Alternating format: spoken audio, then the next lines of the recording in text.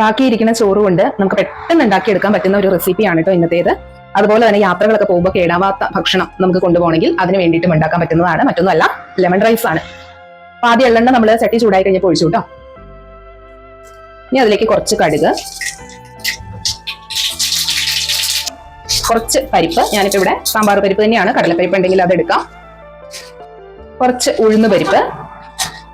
ഇതൊക്കെ ഒരു കൈയളവായിട്ട് അത്രേ ഉള്ളൂ, കുറച്ച്. ഇനി അതിലേക്ക് നമ്മുടെ ഇതിനെന്താ പറയണേ, പുട്ടുകടല അല്ലെ, ഇതിനെന്താ പറയണേ, നിലക്കടല. നന്നായിട്ടൊന്ന് മിക്സ് ചെയ്യാം.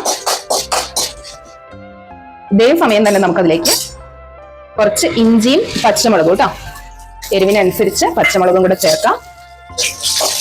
കറിവേപ്പില നമ്മുടെ ഇവിടെ ഇരിക്കണില്ല കേട്ടോ, തീർന്നു, അതുകൊണ്ട് അത് ഇടുന്നില്ല. അതിലേക്ക് തന്നെ നമ്മൾ കുറച്ച് ചുവന്ന മുളക് കേട്ടോ, വറ്റൽ മുളക് എന്ന് പറയില്ലേ, അതും കൂടി ഇട്ടിട്ട് നന്നായിട്ടൊന്ന് ഇളക്കി കൊടുക്കാം. ഇത് കുത്തരി ഒഴികെ ഏത് ചോറ് കൊണ്ടും നല്ലത് തന്നെയാണ് കേട്ടോ. പച്ചരി ചോറാകാം, ബസ്മതി റൈസ് ആകാം, kaima rice, jeera rice, white rice ആയിരിക്കണം എന്ന് മാത്രം. ആ കടലയുടെ ഒരു പച്ചപ്പ് പോകുന്ന വരെ ഒന്ന് ഇളക്കി കൊടുക്കുക കേട്ടോ. കുറച്ച് മഞ്ഞപ്പൊടി, ലെമൺ റൈസിൽ നല്ല യെല്ലോ കളറിൽ നിൽക്കാൻ വേണ്ടിയിട്ട് കുറച്ചധികം മഞ്ഞപ്പൊടി, കുറച്ചധികം എന്ന് വെച്ചാൽ ഒരു നുള്ളല്ലാത്ത വിധം. അതുപോലെ തന്നെ ഈ സമയം കുറച്ച് ഉപ്പും കൂടി. കഴിഞ്ഞു നമ്മുടെ പരിപാടി. ഇനി നമ്മുടെ ചോറ് ഇതിലേക്ക് ആവശ്യത്തിന് നമുക്കിടാം. ഇവിടെ ഇപ്പൊ ബസ്മതി റൈസ് ആണ് കേട്ടോ, ഇത് മിച്ചം വന്നിട്ടുള്ളതാണ്. ബാക്കി